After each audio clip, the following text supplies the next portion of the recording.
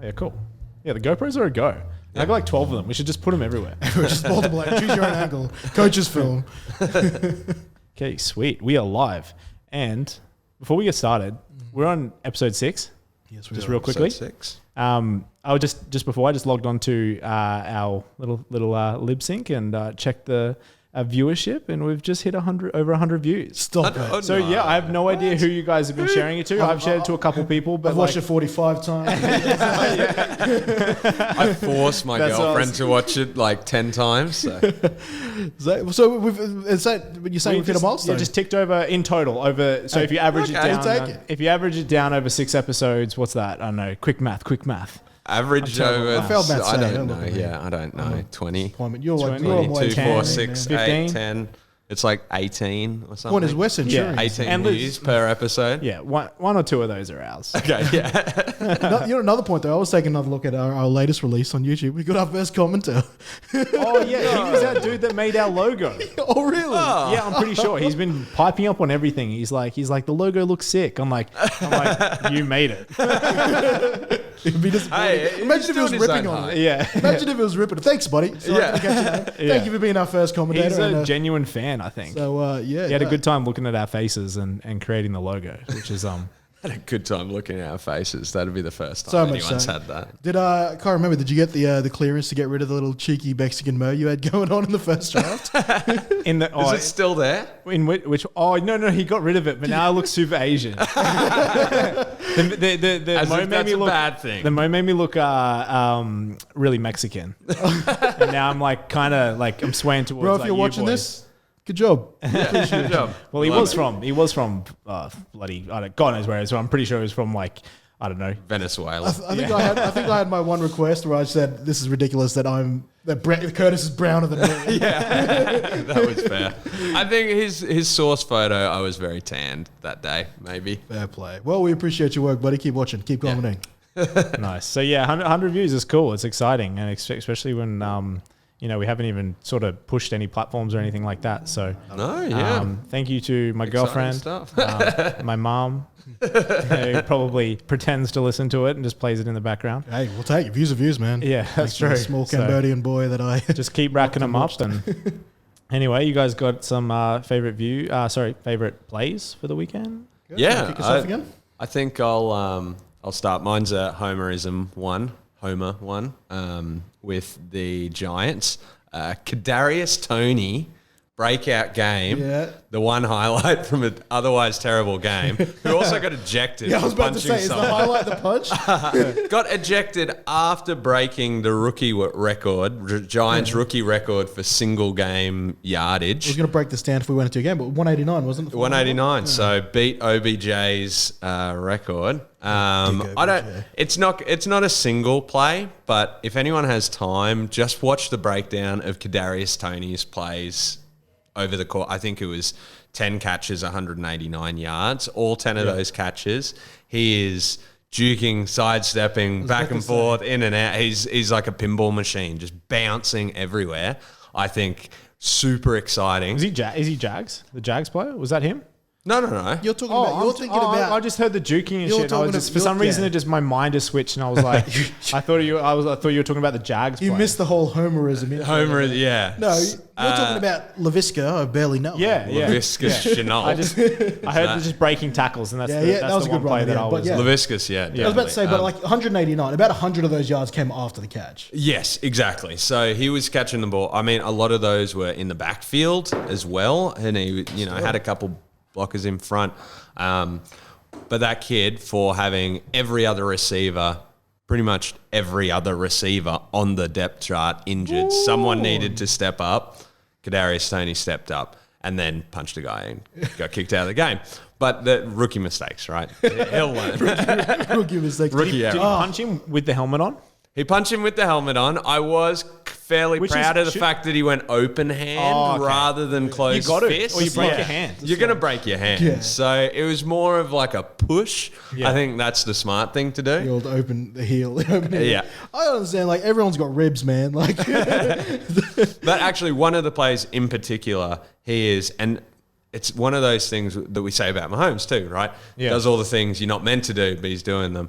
He's clearly looking at the defenders around him before he makes the catch and knows what his move is going to be once he catches it, but still catches it fine and jukes out of the way of the two guys coming at him. It actually gives me a lot of vibes of old, I don't know if you guys ever watched some Victor Cruz, old Giants games. So Victor used to do that all the time too, where at the point of the catch, he was already ready. He was already making that juke move to get out of the way of the defender and make sure he keeps going with the ball. Spatial awareness, baby. Darius. Contextual awareness.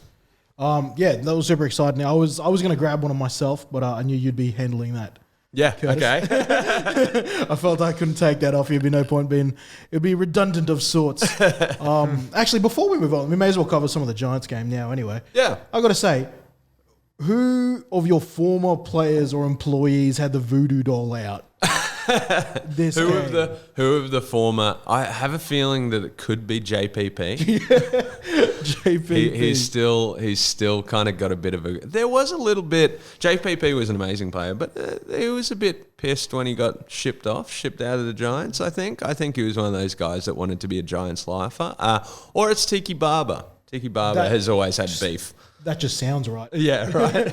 Because I think you said yourself you were down to 2 offensive starters by the end of the game or something. Yeah, I was looking at the team that's on the field, right? And of the people that, if you went week 1, who I'm looking at as this is our starting 11 on offense, right? There were 2 left. There was our right guard Will Hernandez, who had to get pushed to left guard, and our right tackle Nate Solder, who wasn't even really meant to be the starter as right tackle, but second year Matt Peart isn't coming along. So Danny Dimes is out. Saquon Barkley's out. Actually, no, Evan Ingram was still in. I lie. I give Ingram a lot of heat because of all his drops, and I don't think he should be a starter sometimes. But Saquon Barkley, Danny Jones is out. You have Sterling Shepard, Darius Slayton, Kenny Golladay, all within the last 2 games, all injured, all gone. We had left, I guess, Devontae Booker, who I won't blame anyone for not knowing who that is, was kind of a part-time running back with the Raiders for a couple of years and bounced around the league. Had John Ross, who Touched on him last week. yeah, we touched on last week, who actually has played okay. He runs a 4-3. He runs a 4-3, exactly. And Kadarius Toney, and you had Mike Glennon throwing to them. Friggin' big, tall, drip of water Mike Glennon. But and the weird thing is, you can't even give him too much heat because they played okay. That's what I'm They saying. put a couple of drives together. For Glennon to come in with close to no weapons available to him, the pick you just rub off because that was him trying to make a play at the end of the game. Yep. He looked competent. He'll have to step in likely for at least a game here. At least a game, I would say. Concussion And you because- look at last year when and now his name. Who was our backup quarterback last year? Used to be a quarterback for the Browns. The old fella. He 100 was of drafted them at like in the last 29. 10 years. Yeah, he was one of the many quarterbacks drafted. If you have a look at, if you can bring that up. Anyway, we won a game with our backup quarterback against the Seahawks last year. Beat Russell Colt Wilson. McCoy. Colt McCoy, there we go. Pew pew. Is he Won a still- he's game still with running around. Colt McCoy against the Seahawks last year. Again, in one of those games with no Saquon Barkley, no Sterling Shepard. So there's this weird where when we have everyone on the field together, all the starters, it's like they consistently underperform. And then when we're just fielding a team full of backups, they consistently overperform, except those 2 levels are the same level, which is just losing. So I don't really know what to... And it tells me nothing about the coordinators. It tells me nothing about Joe Judge. It tells me nothing about what our scheme's doing. It just tells me... It just tells me that every week, just anticipate you're going to lose no matter what happens. It's one of those things, I think... I'm kind of scared that it buys everyone a bit of time. You know, if Danny, it gives the GM and Joe Judge, who I'm not calling for his head, I think he's a great coach, but it does give them another excuse season, right? It gives the ownership another season to go, well, what were they going to do? Everyone was injured. Everyone was injured. We don't know if they're good coaches or not. And it's like, well, look at the record prior to that happening. Man, you guys have got the hardest schedule. I think we have. I was just looking at that. I was like, oh, you got the Rams next week. You got the Bucks and Rams, Chiefs Chiefs, coming up. Raiders, Bucks. I Yeah, mean, that of doesn't course, look we got the Chargers. mean, what are we going to do? Nothing. Well, the Raiders are going to be in all sorts for the rest of the year, I think, but we'll get to that later. We'll get to that later. But just to give mention though, Mr. Daniel Jones there and his slog, like everyone calls him like what? He's been nicknamed the giraffe, I believe, or he came out of that hit looking like Bambi. I mean, That was some Walking Dead shit right there. that was drooling from the mouth, stumbling around. Ref had to catch him to the point that one of the Cowboys players is jumping over there to make sure he doesn't land on his ass. And if a Cowboys player is trying to help a Giants player, that's saying something. That's saying how bad that was. Can I say though, he had the ball, and I know he was probably going from a throwing motion. Get that ball to the outside arm, stiff arm instead of leaning your head into the Cowboys' defender. Two things there, right? So he and I'm not. I listen to WFAN. I listen to the Giants shows. I don't. Those fans are calling up and saying that was a missed helmet call. Blah blah blah. Danny Jones lowered his head. I was about to say, if anything, that should have been. If anything, that's him. Danny Jones lowers his head and goes straight into that guy. It's not a missed call. That's fair. That's called properly. There shouldn't have been a flag on that play. He's the one that does it. Danny, you're not a linebacker. You're not. Although he does the week prior in one of those runs, he did knock Grady Jarrett on his ass. So he's still thinking, I can knock over linebackers, defensive ends, whatever. I'm a big boy, and he is a big boy. That kind of reminds me of like when I used to do front flips on the trampoline, and then I tried it at the beach and I broke my leg.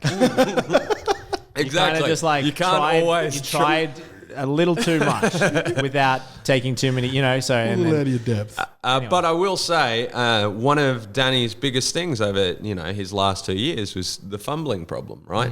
He got concussed and didn't fumble the ball. Hey, let's give it up for Danny. Give it up for Danny.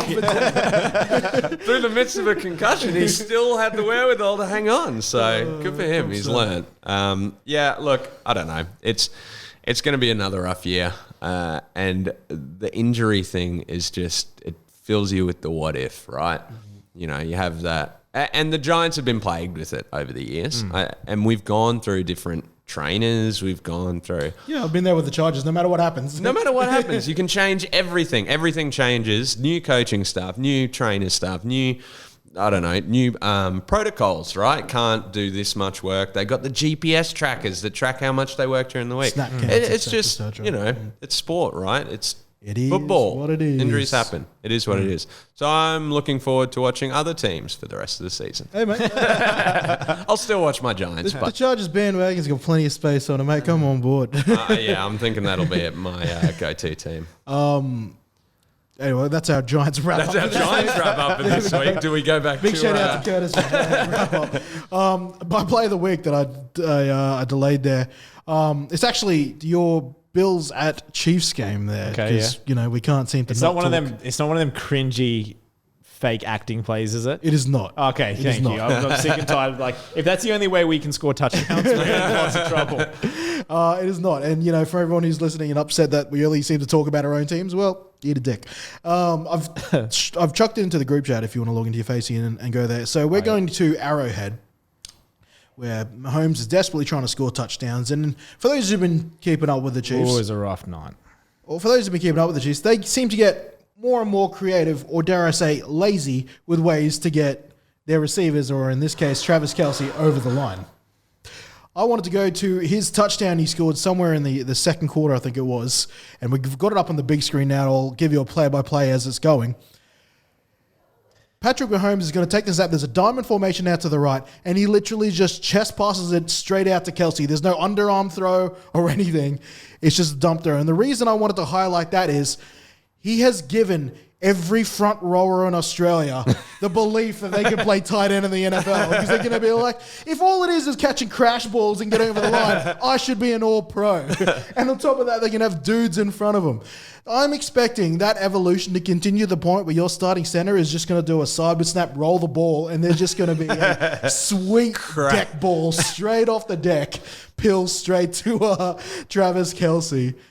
Someone needs to get a hold of the Eagles and get that play right to Jordan Mailata, right from. And someone needs to tell Hurts how to throw a footy properly when you just a footy part like that. Hang on. This is leading into my play. Leonard, it wasn't and didn't end up being a touchdown. But did you guys see the fumble recovery for almost 100 yards? Yep. Not for that game. The Colts linebacker. Leonard, Darius Allen, the pitch I he picked it up, basically ran like 50 meters and then did a lateral. Took a bit of that rugby. It was an actual okay little handoff. Well, they call it forward, but in with the way we factor the player going forward and stuff like that, that would have been a fine pass, I reckon, in rugby league. Yeah, I think that's where the distinction is, right? Their forward pass for them is based on the point where it left your hands, right? It doesn't carry. There's no momentum allowed. There's no forward movement. So in footy that would have been fine. That's not a forward pass for them, but the wherewithal to do that, Darius Leonard is a hell of a player. Yes, he's a beast. He almost forced like 2 Lamar fumbles. He did that. That little just the ballsiness to pitch 100%. That off. And I don't know why. Why is it always defensive players that literally, is it because they just get so excited when they get the ball? Like, I got the ball. And then it's like, everyone's like, I got the ball. Because you don't get punished as much for losing the ball if you're a defender than you are if you're an offender. And also, if you do have the ball in your hands, that's kind of as soon as you go down, nobody on the defense gets to touch that ball again, right? Yeah. So one of you has got it. It's like everyone touch it. Everyone get a touch. Everyone get a touch. Everyone can touch it. But which I think is actually pretty adorable. But can I just say, as 3 blokes from Australia who've all played our variations of football, does it not kill you sometimes when you see an open field play where you see the runner have to completely stop because it's just ingrained in their logic of how you advance a football, where they'll come almost to a stop to wait for a block to set up a block when a simple drawn pass will get the job done, which is obviously something that would never be considered by them. They would never do it. Unless it's the designed quarterback,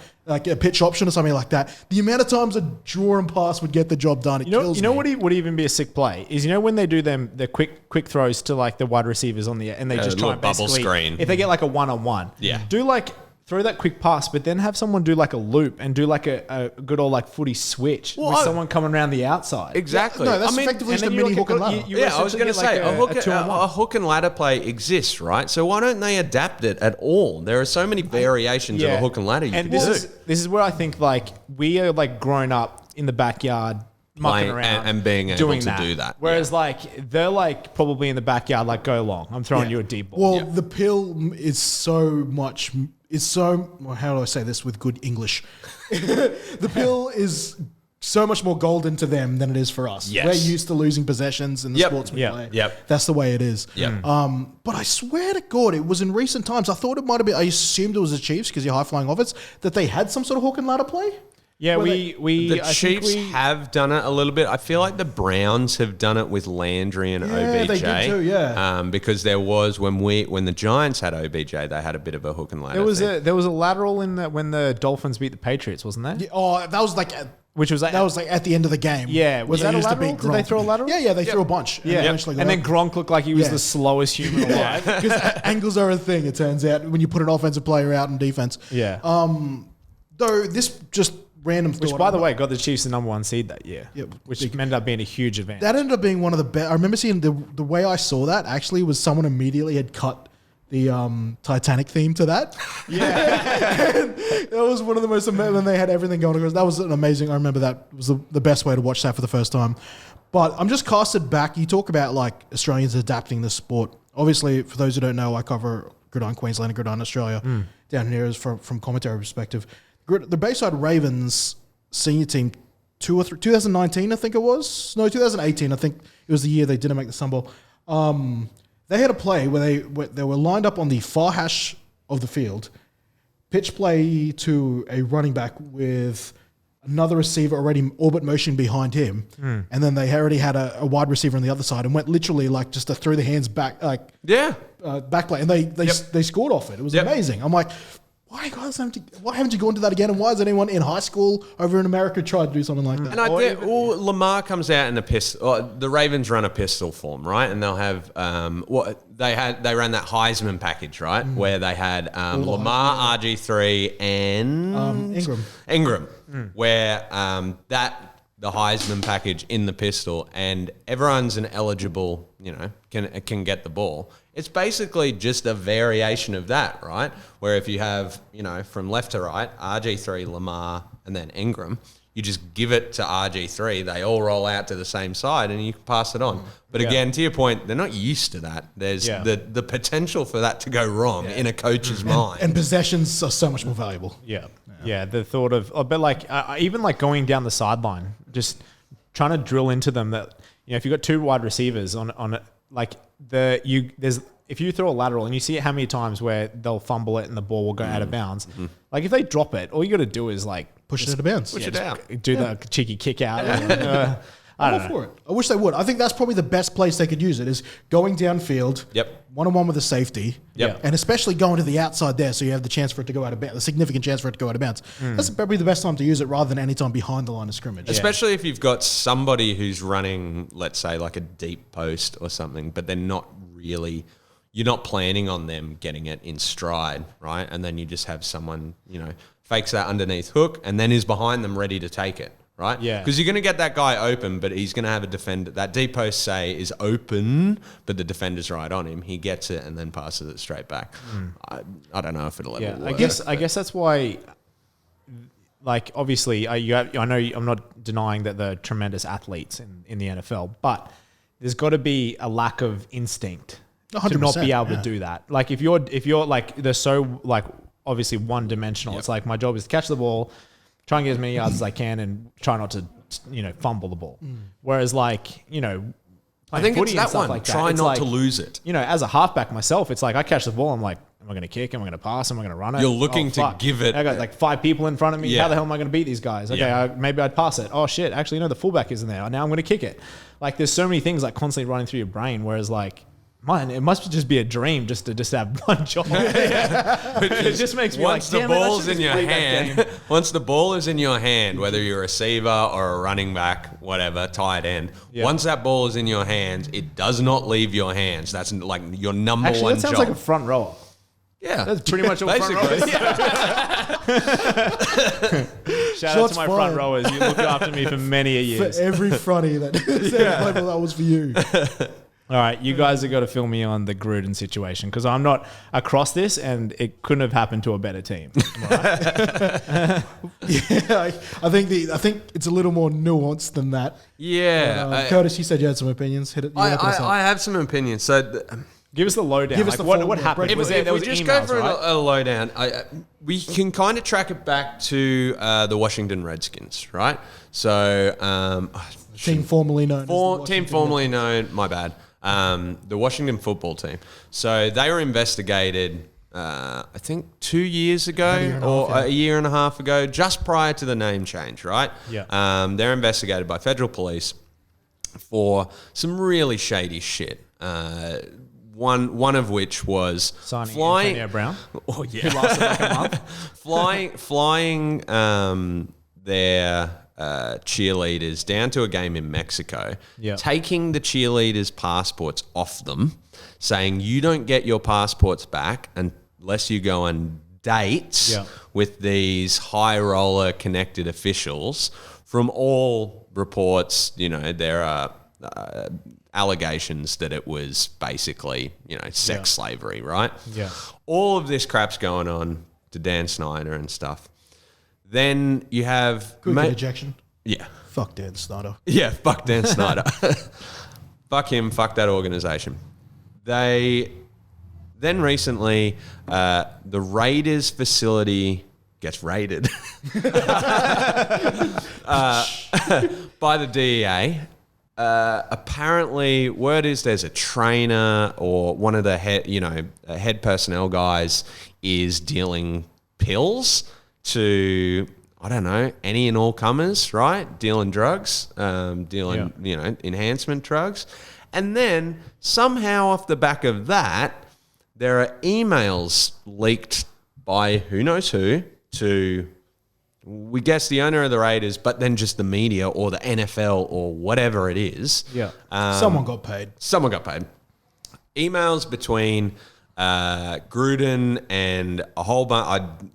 I can't go through all the names, but A lot of people. a And lot of NFL yeah. executives, a lot of high-ranking individuals. Yeah. Specifically talking about significant people in the NFL. Yes. So all these emails get dropped. Some of them, to Gruden's credit, it's 12 years ago. 12 years ago. Doesn't matter. You call someone an N-word with the hard R 12 years ago or yesterday, it's the same thing. You're still that guy. Yeah. The Tigers don't change their stripes. You are that guy. You were that guy and you still are that guy. Every form of discrimination against every race, sex, creed, gender, everything, right? Calling the commissioner, Goodell, a faggot. With a hard T. With a hard T. But he's just gone on tirades. A lot of stuff about his opinion of black people, which with a league dominated by African Americans and just African people of African origin generally. Curtis, for the sake of this being an important topic, we're going to call it. Back with Curtis. So there's a lot of stuff, and it's still ongoing, and he immediately resigns. Right? I say immediately resigns. The leaks come out. There's a game. In the post-game conference, he's asked questions about it. Yep. He doesn't apologize. At this point, he's probably not 100% certain of what's going on. Exactly, yeah. He's probably not across it So a lot either. of this stuff was over the last 12 years? Or was it when he was coached? Some of this stuff is from a year ago. Some of this stuff is A lot when of it's he from was... like 10 to 12 when he was still Who was in the media. digging up all this stuff? Well, we don't know This is where that, right? sources get... Yeah, it gets, I guess, muddy, right? Is it like the DEA who just happen to be investigating the Raiders get a hold of some files? Is it some source within the organization who has some Sure, beef? there's some sort of like federal... Some integrity ex-girlfriend? Is there an ex-girlfriend? Is it the owner, Mark Davis? Has he... Trying to get that out? Trying to get it out. Is he doing it deliberately because he wants out of that contract? That's a that 10-year 10-year, $100 million contract, which if Gruden resigns, which he has... Off the hook. Off the hook. They don't have to pay him that money. So there's a million different things going on. He resigns effective immediately, right? So he's gone. Drops a tweet saying he didn't want to hurt anybody, never meant to hurt anybody. Yeah, never meant to hurt anybody, blah, blah. He would never say things like that. He's not that kind of person. The same tried and tested bullshit excuse that they all go through. Two things that I feel like it kind of tells us. One, why the hell still did people not listen to Kaepernick? Are still not listening to Kaepernick? This tells us it's everything he was talking about in email form between high-ranking executives in the league. Yeah. Kaepernick was right. He was always right. He's still to this day right. And I mean, he's an okay quarterback. I think he'd be a good backup in the league. I don't like that excuse. Can I also add to someone else who weirdly ended up being right out of all this? Antonio Brown. Yeah, actually. Yeah. I've seen the meme. The meme. Yeah. He's come away looking pretty good. No, he's still a clown. Let's not get that mixed up. He's still a clown. He's still an idiot. I hate that he's successful, but it is what it is. I will also say that the initial leaks that came out, a lot of people are coming across this, and I'm going to be very careful how I speak about this because, firstly, I'm going to say what professionally had to happen was correct. He had to leave. He had to either be fired or he had to take that walk professionally. There is no way he could still be in that position for the NFL, for the Raiders, and quite frankly, you can't keep a hold of that locker room after the things that were said there. You know, when you have a locker room that's 80% African American, that happened to have the one openly gay player on your side there, an organization that was famous for integration between two teams, between races, Tide Flores. Also was the first organization to have the first female executive hired as well. Yep. So as the Raiders, you just could not do that. So professionally, what happened, I think, had to be done. There's a can of worms about why, for some reason, someone like Gruden has to walk immediately, and then we have other things going on regarding sexual, potentially sexual criminals still somehow being associated with the league. I'll try not to get into whataboutisms at the moment, but that's another question. Both can be right and both can be wrong. Yep. But initially, the first things come out, the first emails come out. that's something that's actually bounce backable from, because people make mistakes. I swear to God, all three of us can probably say if some of our personal stuff was leaked from a while ago, we wouldn't be proud of some of the things we came. And Pat McAfee wrapped it up pretty beautifully in his show earlier today, where he goes, we've all developed and become better people through meeting people and expanding what is our right and wrong. And if it was just the one thing, you could maybe argue that it was not so much him being racist, homophobic, sexist.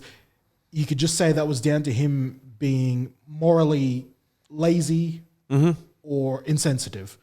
But then it goes on to have the trail of emails that show a trend, which is what really changes the game for him. And then and how vitriolic he supposedly is.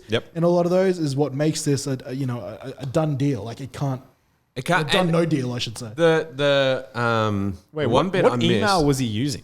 Was he using his at Raiders email? Are you the dumbest human being alive? A lot of these were from back when he was still when he was on Monday Night Football. He was So he's in the media. So at NFL. At NFL, at NFL.com. And some of this stuff too, rumor involves Jay, his brother, and Jay's time with the Washington football team, and some potential naked photos of cheerleaders, may or may not be connected to set. So this stuff, right, I feel, look, Gruden has to resign, see you later, done and dusted. But it keeps coming up where it's, okay, but there's still this entire organization that was involved in basically sex slavery, sexual assault, all number of things. Didn't tell, who was it? Who was their offensive lineman who had basically a brain tumor and they didn't even tell him about it? Just this litany of abuse. And then now everyone's focused on Gruden and, they changed their name. Now we forget about it. You know what this screams of?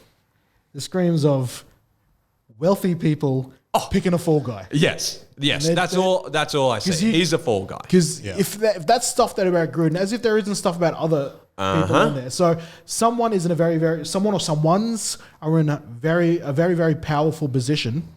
And I guess there are a lot of people, quite frankly, going to be shitting themselves from here. But where there's smoke, there's fire. And, this ongoing trend from Gruden, it's just, you can't. I don't understand, and once again, I will echo the sentiments from Pat McAfee's crew here, but I don't understand how someone who shares the locker room with so many people, so many different people that he was so liberally ragging on, hatefully ragging on. I don't understand how that doesn't change your perspective, and that's got to be some deep-seated entitlement for you to not change your mind. Oh, 100%. So it's disappointing, and I'm going to say, I was so disappointed to hear this.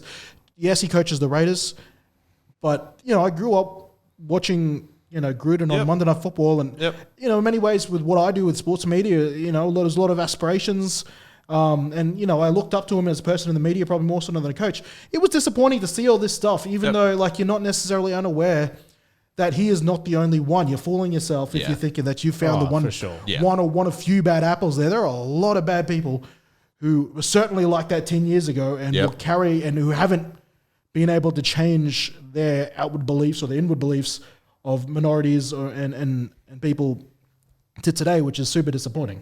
I think look, you take the wins where you can get them. If he was like that the entire time, which it seems like he was, then great, we got another one out of the league. So it is what it is. I think you can spend all day talking about it.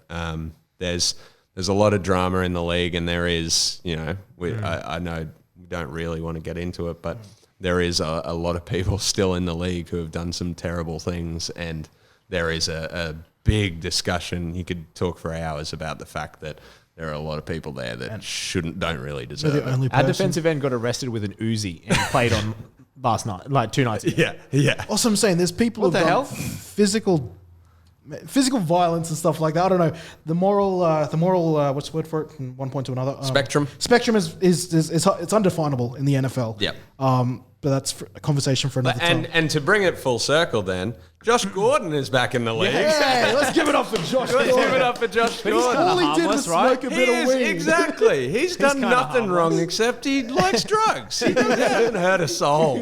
And he's finally allowed to be in the league and smoke pot. So that's Yeah. good. I didn't actually see if he got a start. He at got all. 1.86 fantasy points. Okay, good for him. I always like Josh Gordon. He's a redemption story in the making. I don't trust that he is going to redeem himself though. He's also a lot older. He's a lot older, and he's not the same guy. hey. But good for him. He keeps coming back. Hey man, if what's his name, Antonio Brown can do it. If Antonio Brown can do it, Josh Gordon. But can just do to it, wrap I'd up say. on a more positive note Yeah. about this, I want to finally again echo Pat McAfee. One thing he said that I really, really liked, it was shared to me from a friend, Adam Bolton of mine, saying, I am not grandstanding. I'm a person who has learned as I've gone through life and met people. I wish John Cruden could say the same. Tell you what, who is breathing a damn big sigh of relief right now? Urban Meyer. Oh god. Oh, yeah. Oh god, yes. It's You want to know? You want to know Actually, who is might he have though? leaked it? Is he? Is he like? Well, yeah. Is he like? Fuck! Have I got to do something else to try and get out of this damn team and go back to college football? Or He's alternatively, if he's you like, I want- literally thought that would get me fired, but Gruden took that a whole nother. Three up, John. But if you're Shad Khan, who gave him a chance last week, are you looking how the Raiders handle that and thinking, oh crap, am I being made to look not like a strong Yeah, leader right now by tolerating it does put you in a little bit of a tough position, but it also, I mean, these guys are savvy enough. They know the media cycle. If it swings its way back around to Urban Meyer, which if they keep losing, Yeah. it will, Yeah. then he's going to have to make that kind of move, I think. Yeah. that? Hey Sam, Yep. you kicked a time or two. I think I've actually even seen you kick a field goal in the old Iron Intra Super Cup. Yeah. You're gonna have to pick up the phone and go to the charge. I'm gonna need you to go to the Chargers facility, Oh, man. yeah. Let's touch on. We need a brother who can Yeah. kick an Why extra can't point anybody kick a field goal? or an extra point. Like I get that. When was it when they brought it back a couple? Like It was only a couple did they years bring ago. it 2 back, like, years ago. 5 2 yards? years It was ago. only and, 5 yards. and right? it was quite Shit. significant. Our light just went out. Yeah. It was quite Pay the significant the change, right? When they brought it back, it was fairly significant because you look at the difference between those two kicks, and you look at compared to a footy kick when you're on the sideline, you think there shouldn't be that much of it shouldn't affect the percentages that much, just moving it back a bit, but it did. It was pretty significant. Well, they moved it just far enough back that you needed to be perfect on your kick. Yeah.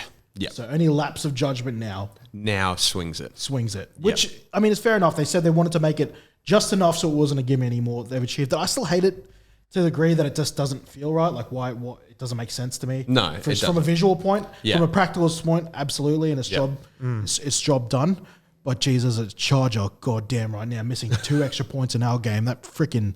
It's been a thing for you guys all year. Bad for our entire existence. entire existence. The Let me entire take you back to a Chargers man existence. named friggin' Nate Kading, who won Kicker of the Year and then failed to send us past the goddamn Patriots. The next year, almost did the exact same thing. Couldn't land a kick against the Jets. He lands biggest one of 4 moments. kicks against the Jets. We're off to the conference champion. Anyways, it wasn't just us. No. There was 12 missed Yes, PATs, yep. an NFL record Yep. around Yep. the league, and 12 Yep. missed field goals, many of which game-winning ones, including by veterans like Mason Crosby, who missed 2. Now, before kicking the yeah, game so winner. that game was interesting, right? Because I was kind of having a look at it, and Crosby talks about something about there's a bit of wind there, there's a bit of, and you look at because and I don't know his name, the other kicker who also missed 3. Yeah. Who missed 3. They're kicking all the kicks that they're missing at the point that they're going, like, meant to be going through the uprights. They're quite high up on the post, right? And then Crosby's kick that finally goes through is way lower. It's kind of just like a line drive kick. Yeah. Because, 12 missed, but 5 came from one game. So that's where is it, are we just looking at this game and saying maybe there was some kind of weird breeze that was high up near the top of the post and, it was just screwing up their kicks? Or is this actually endemic around the league? Because Giants, Graham Gano was perfect last year, and this year, I think he missed 1 kick in the entire year. Yeah. And this year has missed 3, I think. 3 field goals. I think I haven't been able to figure out anything. And just FYI, it was Evan McPherson, the new rookie kicker for the Bengals. He got his first game winner a little while back. Did you see how he thought he nailed it? Yes. He drilled it. It goes over the post, but then you can see it makes contact with the flag. Yep. On top of the base. Him and his holder are already celebrating until they realize it's the that worst. it doesn't go over. And he comes, and I heard this on the Around the NFL podcast. He comes out in the interview later and he says, I thought the refs were joking. And it's like, in what situation? Like they're going to go, oh, yeah, psych. Yeah, oh, sorry, bro. This is the refs crazy aren't going to because joke about that. We're literally coming off, was it last week or the week before, where there was they literally broke the record for the longest field goal. Yeah, Justin Tucker. And now we're talking Justin about Tucker. a weekend where they've literally everyone missed. Hey, look, if the goal was for the NFL to increase excitement with the kicking game, you can't have excitement without disappointment. So I guess Definitely gets the heart rate going. I would say kicks are way more, just extra points too. Not just talking about field goals, extra points alone Key. You're looking at them now as it's not a gimme. It's, oh my God, I hope we make this because if we don't, that's 6 points that we now have. That's going to come back to haunt us. Yeah, it almost did in the Chargers game. Yep. If it stays down this path, do you see it potentially more teams going for the 2 point and just completely fucking off the kicking in general? Everyone's going on about Staley's giant balls. Yep. I'm thinking Staley's just realized you can't have a kicking problem if you don't kick. We went from it on our own 22. Yep. I mean, I know that's punting, Yep. but we ended up just going for 2 points by the end of it there. And but it wasn't just those guys I mentioned. Someone we also haven't mentioned is Rodrigo Blankenship. Yeah, Blankenship. One of the sickest names and one of the funniest looking blokes in the NFL. To his defense, apparently he came in with a hip injury. Okay. But he got blocked on a potential game winner for the Colts. Yep. And then missed another game winner. He had 2 game winning opportunities. Missed wide left, and then he got blocked by big 6'9" Calais Campbell. The first time round, and otherwise, if that was anyone other than Calais Campbell, that would have been probably going through. So yeah, it was an interesting one for all the tight games going around there. I've got no answer for it. I think it was just an anomaly. But it could be an anomaly, but it's something to keep watching. I think. Just to go to that segue though, for that game with the missed kicks from Blankenship, just talking about the that Monday night, Tuesday for us, Monday night football game. I don't know about you boys and your fantasy leagues. That game had 4 games total in my league. Where that game had win-loss ramifications on it across there. In my personal game, I was leading by 10, except my opponent, Phil, you guys remember Phil, our old quarterback? Yep. He had Lamar Jackson. I'm like, I messaged him the night before. I said GG's, as in for him. Yep. And he goes, "Oh, it'll be a close cheering. one." And I was just like, he responds and goes, "Oh, it'll be a close one." I'm like, "Yeah, if Lamar stays in the fucking shed." Little did I know, Lamar pops off for a freaking career game, but throwing to my tight end, Mark Andrews. So I came good. We had another one where it was another person had Darius Leonard versus Hollywood Brown. The Hollywood Brown walk-off touchdown won my boy Tim his game there, and we had 4 games in my league that was dictated by that game. So there was a lot of people excitedly watching it in the Vanguard Airways Fantasy Football League. But how about Lamar freaking not checking in until the 4th quarter and then playing like an MVP? Yeah, I think that the Ravens do that though sometimes, right? They have lapses where they'll go they'll go 3 quarters of a game doing nothing, where they just can't get it clicking, and then they'll figure it out. Especially against the Colts, who prior to this week had kind of an argument to be one of the worst teams in the league. I certainly hope they will. I've got $1,000 running. Yeah. So Lamar had an amazing game, but this stuff will haunt them, right? These kind of games will continue to haunt them when they get to the playoffs. So they make it to the playoffs. Good teams find a way to win. Yeah, they do. Yep. And they're doing that at the minute. Yep. Which got I'm working on. What was I going to go? Hang on, look at my notes for this game there with something we talked about this in depth last week. They were going for the 100-yard, the 100-team-yard rushing, and I was looking back at our podcast last week, and we just said, who are they playing this week? Oh, the Colts. they're good. That's going to be a That's clip gonna be good. when we cut that up there, because clearly they were not, and the No. record is now tied between them and the Steelers Oh, wow. for most consecutive team 100-yard rushing performances. Mm-hmm. So it came to a close there. They asked Lamar about it afterwards, and he goes, "It doesn't matter. We got the win." I think after the joy of winning disappears, there's going to be a little disappointment. There is gonna be a to the record books. But if you're the Steelers fans, you guys are Maybe laughing. that's what made them like 3/4 to wake up, because maybe they were so worried about. Boys, like, we're at 41 yards. Yeah. don't tell me you're about to break a record of that caliber and not be thinking about it going into a game, It's not. I mean, especially as a coach. as a coach, yeah. Are you relying too much on those run plays prior to? I don't know. Maybe. I also think just their defense played like shit for the first 3 quarters and got them in a hole against. Net. Just Yeah. passes on passes. So and it's game script, right? So if you're down and you're starting to get third quarter, fourth quarter, you just can't run anymore. You just have to air it out. And I think there's one team that probably can run in that context. Yeah. Lamar got no help from those running backs. nope. I can say that because I needed I can't remember. I needed Murray to get 40 yards to Yep. nail yet another multi. Yep. Let me down with his 14 total rushing yards. Son of a bitch. But I mean, I still think, I know he took him 3 quarters to wake up. But I think Lamar, they're 4-1, and they're one unlucky loss against the Raiders from being undefeated, much like my Los Angeles Chargers. I'm just going to put it out now, and this is one of the punts I want to talk about later, is Lamar could be a smoky for MVP. He's paying a $15 at the moment there. He's not getting much help from his running backs. He's only getting just enough. Who's favorite? Favorite is Josh Allen, which which I think after the performance against your Chiefs is well deserved. Yeah. Pretty Yeah. fitty. Yeah. Geez, what about that hurdle? That was almost my play of the week. Hurdle for the first down. Yep. dude, he's an athlete, man. And like I was saying last week, he got outside the pocket. Literally, how I said he was going to tear us apart. Yep. He did, and he tore us Yep. apart. Yep. And every time I went to watch it, all I could see was Tyrann Matthews' hands up in the air and Sorensen getting Yeah, I was about to say that meme. just being like, What are you doing? it's like, but then you're like, you're our safety as well. Why are you blitzing all the time? Like, just do your job once in a while. Hey, man, if they're dialing up the blitz on blitz. But that brings up, that's a good segue to your game. There. Yeah. We'll lightly touch onto your game. Yeah. there. Yeah. It was going to be another good telling point for both the Bills and how legit they were and how much in trouble your Kansas City Chiefs are there. Yeah, well, the Bills are a genuine Super Bowl contender now. Yeah. Like, No, they- it is. Yeah, it is they not are the darlings of the AFC, right? Yep. now. Yeah, Yep.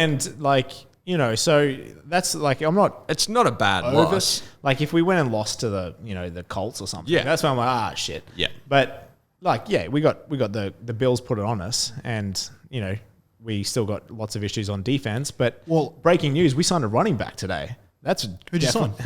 What's his name? Here, I pulled it up here. But the joke was, we don't need a running back. we need defensive players. Edwards-Helaire got injured, Elijah right? McGuire. Oh, yeah. No idea. Elijah No McGuire. idea. Shout out to you, Elijah. So Congratulations. Edwards-Helaire is injured out Did for his a MCL. while. Oh, Yeah. So, Jesus. but who we got this week? So I think we You got also Washington. got Jerick We got Washington. McKinnon on your roster. I did not know you had we got, McKinnon. We got Washington this week. So Okay, that should good be bounce all right. back game.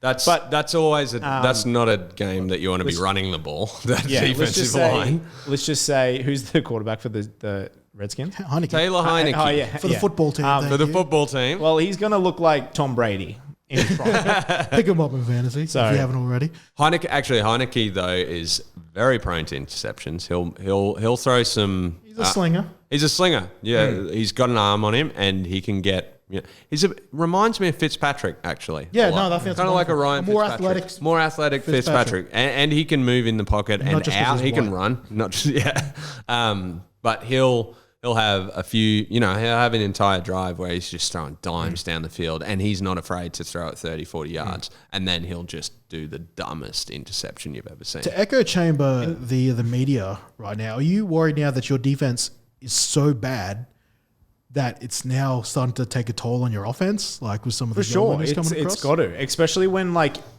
one turnover that the offense does, and the last couple of weeks, we're turning over the ball far more than we did last year, and when we're turning over the ball, you know that the other team's going to go down and put some points on you. So it's way too hard to play catch up all the time. So that's why you see like, Mahomes is constantly like now chasing the game rather than, we're getting that lead and then just staying there. Like it's okay for us to put up 40 points and someone put 30 on us if we're constantly winning the game because then we're in control. Lately, we've just never been in control of the game. So we're always trying to play catch up. I think there's probably... In saying that, like, even though we are copying these big losses and like, but every team still sees us as like, we got the poster boy for the NFL. Yep. We're back-to-back Super Bowl. Yep. Every team, no matter how, like, even if we could have got beaten by the Bills by 50. Yep. And the Redskins are still going to show up against the Chiefs and be team. like, this is a big game for us, and we're gonna aim up. So, no one's going to sleepwalk into a Chiefs game. They haven't. It hasn't been enough to turn that narrative. Turn that narrative around. But I think there are probably there are two things there, right? Obviously, the defense needs to step up. Yep. But the offense, or you always trusted they were just going to execute, right? They were always going to execute and just make that catch or make that throw or make that play, whatever the play was. And there's so many of those miracle shots. Is it almost one of those things like the regression to the norm, right? Where they're so good for all that time without any mistakes, and it's kind of like, well, now they have to come back down to earth a little bit, right? So that O-line's not quite what it used to be, or definitely not what it used to be. And I don't think that they've really fixed it. That off-season... Well, they got a new left tackle. We got a few new players there on O-line, but yeah, it's like you're saying, you're not going to... If we're turning over the ball on offense and then other teams are going down and just putting points on us, it's too hard to play catch-up. Yeah, if you're beating yourself Especially- more than getting beaten, right? Especially when the amount of, you got the likes of Josh Allen and bloody Justin Herbert playing the way he's playing, and Lamar Jackson. Like, those guys are going to just put up huge AFC is numbers. stacked. So, which is cool. And like, don't get me wrong. Like, this is I know this might sound weird, but this is probably the most excitement I've had being their fan. Yeah, you got something to lose. Purely because I've got that feeling of like, shit, are we going to go back to being like a team that's like mediocre or something? But like now they've got a chance to really show some character. Yep. And if we make playoffs, like, I'd hate to play us in the playoffs, don't you? Like, Yep. Because then if all it That's takes a is huge- one big play on Yep. defense or like that, like something like that. Now big players will step up come Yep. playoff time. Two things to finish off that sort of chat about it. One, I'm concerned for you because as good as Mahomes and that receiving core is, with the way your defense is playing, it is a dangerous thing to be getting one-dimensional. Yeah. Which is, right now. And we're not running the especially ball losing- And you've just lost running back one. That's one concern I have for you. Number two, is Arrowhead losing a bit of its aura? I mean, the Chiefs in general, obviously not. That storm didn't help. Something. Yeah, the rain didn't help. The rain Everyone didn't was help. like, I'm going home. Yeah. I'm not waiting around for however long. I think was it about an It was hour a long delay? time. It was like 45 so, minutes at least. And people bring their kids. And Yeah. I Yeah. fully get it. Like I'm not angry at fans for being like, oh shit, like I'm not waiting around 2 hours for a game that's going to go No, on he's for another stuck 3. in traffic too. Especially on a primetime game when like there's going to be delays and things like Yeah. that. So, no, I don't think so. I think there's definitely in like the forums that I'm on with the Chiefs and stuff. There's definitely some angry people. And A lot every of fan knee-jerk base is gonna, reactions, there's always gonna be knee jerk, Yeah. and there's always gonna be people who think that People are just so quick to forget. Like, Yeah. Yep. You literally, what it took us 50 years to go and win a Super Bowl. And then we total go back to fucks. the Super Bowl. And then we suddenly struggling and then everyone's just like, screw this. I'm over this. I'm not going to support this team anymore. It's like, what? Yeah. Hi, Come on, Felicia.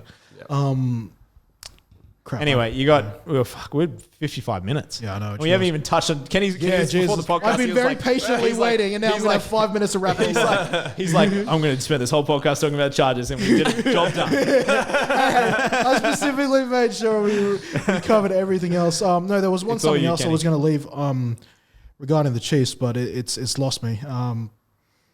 Damn, that's fortunate. But yes, in that case, I'll use the last 5 or so minutes. Which was probably about the best game of the entire round. Some people are already calling it the game Oh, of the year. yeah, I would say For best sure. game of the year. My Los Angeles Chargers at home against the visiting Browns, defeating them 47-42.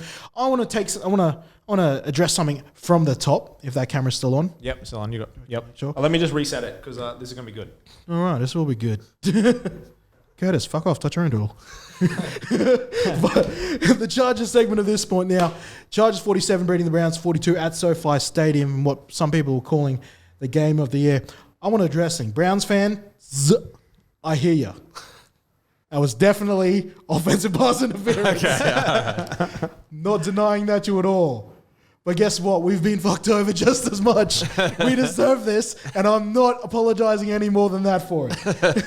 That is more than fair. We're talking about the DPI on fourth down called to the top of the fourth quarter on Mike Williams from the young backup corner Green, which you could say buoyed us to our 26 points we somehow scored in the fourth quarter, which was unbelievable there. One of the highest scoring games. If you got on the overs, congratulations to you. I didn't think there might be that much time for it with all the running that would be in there, but alas, Justin Herbert said, I've got this, G.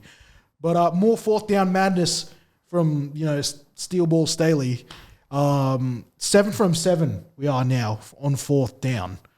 We have failed once, but that was the fake punt. Yep. The Raiders game there. So offensively, 7 from 7, including a 4th and 2 from our own 22.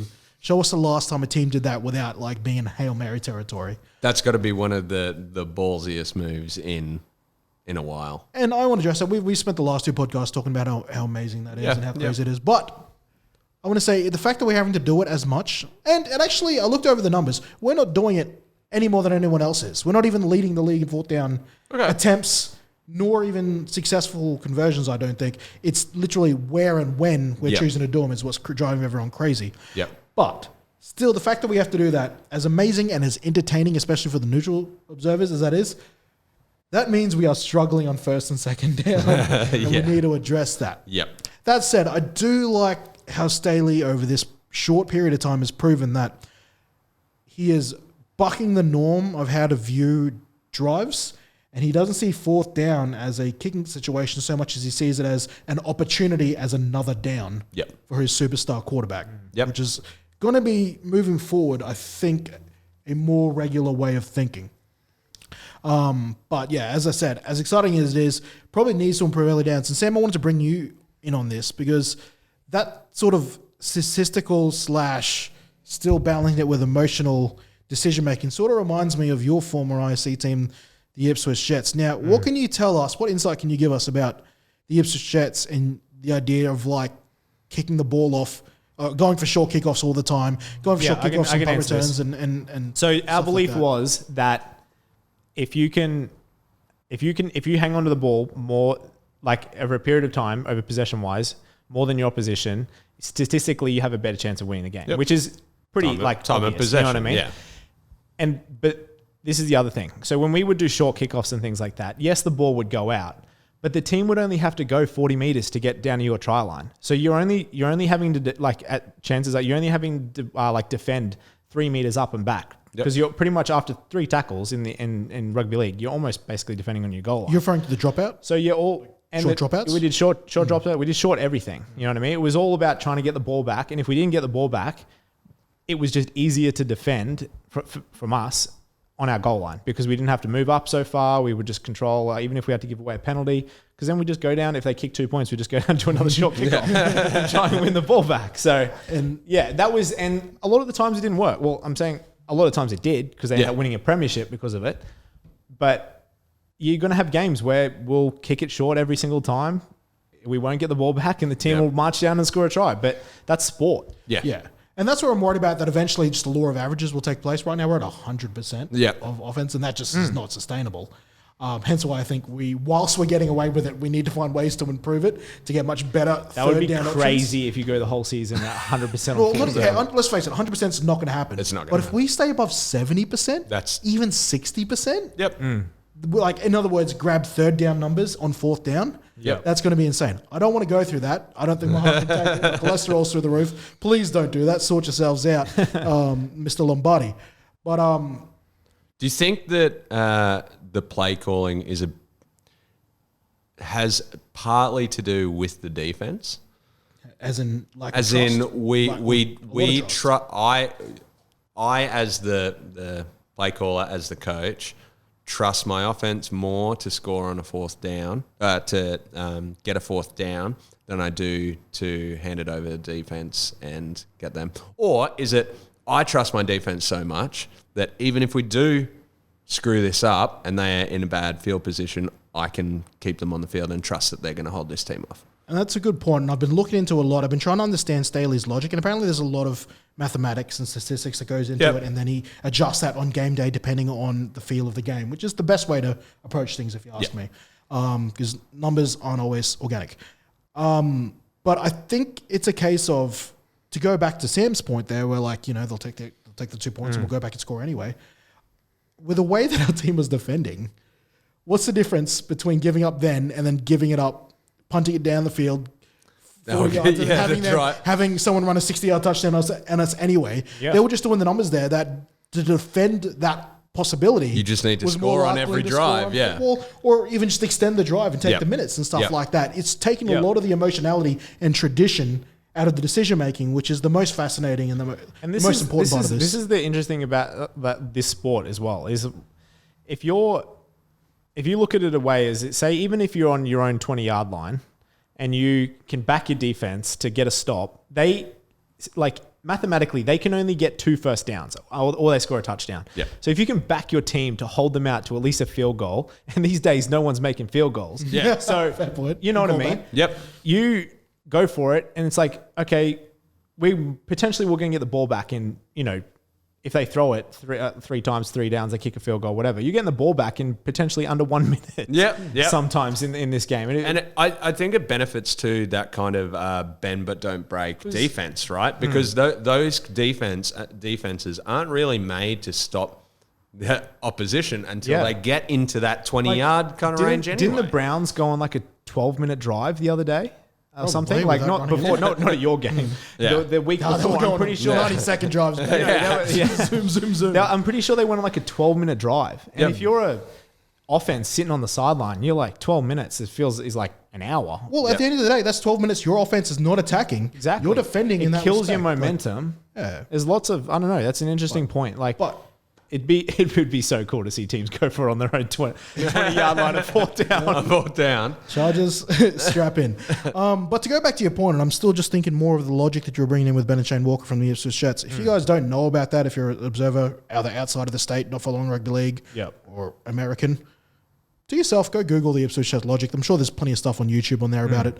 But oh, geez, I had an amazing train of thought and I've forgotten about it. But it's one of those situations where Brandon Staley's defense, and let's not forget that Brandon Staley was brought in largely because of his defensive prowess. Was a coordinator for the number 1 ranked Los Angeles Rams defense a year ago. Yep.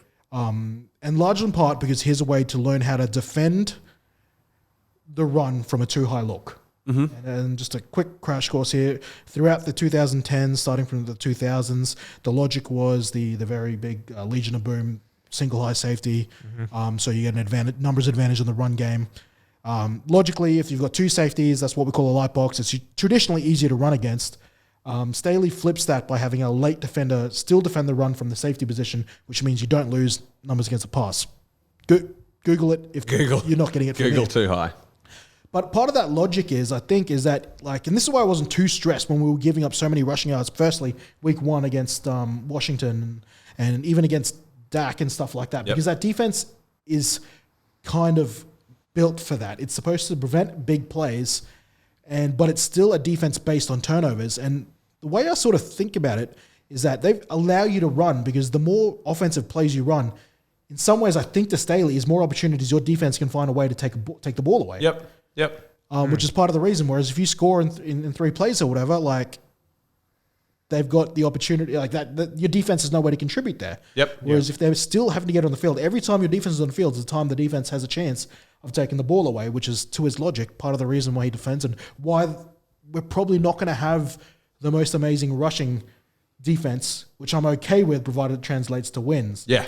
Still don't want to be Swiss cheese like we were on the weekend. Yeah, that was painful. Yep. But there is so much. It's so much fun trying to unpack the method to Brandon Staley's madness across here as a guy who was a former defensive coordinator. And I think there are a few teams across the league. I would say a lot of people that come from the Belichick tree do a similar thing too, where you kind of stacking stacking everyone in the box isn't really a thing, right? You want to trust your 3 down or 4 down linemen to do that job. Or at least They're your the front 7, yeah. At least your front 7, but, you're absolutely blessed if, and Washington are a team that do it really well, right? They have 4 first-round picks on that defensive line. They don't need to rush more people than that. They can use those 4 guys to defend the run and rush the passer. Everything else needs to be put back into the secondary. And I think more and more we start to see lighter and lighter and lighter, pushing more people into the secondary, because how do you stop a team like the Chiefs or the Chargers? Or you need to defend the pass. You need to be able to stop those big pass plays. You can't. And we're talking about time of possession. Time of possession goes out the window if the other team can score in 3 plays. Like, it doesn't matter. You can go on a 12-minute drive, and if the instant the other team gets the ball, they can score in 3 plays. Well, it means if they get the ball last, they win. That's it. Yeah, and the worst thing is, going on those 12-minute drives, kicking 3, the other team scoring 7 in 5 plays. It's rough there. But I want to give a couple of big shout-outs there. Slater, our first round. Who I was gave very up his jealous. first sack. Oh, But it's not a bad option to give it up to Myles Garrett. And the only reason he gave it up was because he got chipped off. We had Austin Eckler trying to double team there. He actually said to his running backs in the second half, hey guys, stop chipping because I actually feel more comfortable handling him one-on-one. Wow. I like the balls on this kid. I wasn't 100% sure on him when we picked him up. I thought you were going to say that he wasn't wearing sleeves. Have you seen that photo? To Myles Garrett? Myles Garrett. Yeah. Holy shit. did Bro. you- And then he got drug tested next day. Yeah. Because they were like, this guy is it inhuman. can't be real. Yeah. So, that was crazy. I think, and finally, boys, I want to get your take. Is the media been a bit hard on Baker over the last couple of days with everything he's going on with his potential non-throwing shoulder injury and how he couldn't get the job done in this game? I don't know. Yes, they are being too hard on him. I think Baker's legit, and I'm not really sure. I guess because he's the Browns' redemption story, right? There's way more focus on him. If it was still Colt McCoy or I guess Johnny Manziel probably got a bit more, but Johnny. It's one of those things where it's because he's meant to be the golden child. He's always going to have more pressure, and I think it kind of helps the Browns too. Any time that the media are focusing on the Browns in a way that isn't look how shit they are, is a good thing for Cleveland. Yeah, and can I also say Baker Mayfield went 23 for 32, 305, 2 touchdowns, no picks. And it was literally, unfortunately, the first quarterback to ever lose a game where their team scored 40 points or more and has had 400 yards thing. It was literally the record was 401-0, and now that is 401-1. To 1. Yep. Thanks to the referees and my Los Angeles Chargers. And it's not like he had a bit of a rough day, but the team doesn't live or die by him, which is how you should build a team. Yep. They got Kareem Hunt and Chubb. The team can run through them for as long as they need to until he gets his mojo back. Yep. Well, Sam, one of the dudes in fantasy, he had Chubb and Hunt. Oof. Yeah. He smashed it. That is a hell of a 1-2 punch. Yeah. That was He'll be going good for the rest of the year. Yeah, but then when his buy round comes up, unlucky, you'll see. That was like us with the Chargers. Anyway, this isn't a fantasy podcast. Calm down. All right. Thanks, guys. See you later. I need to go to work.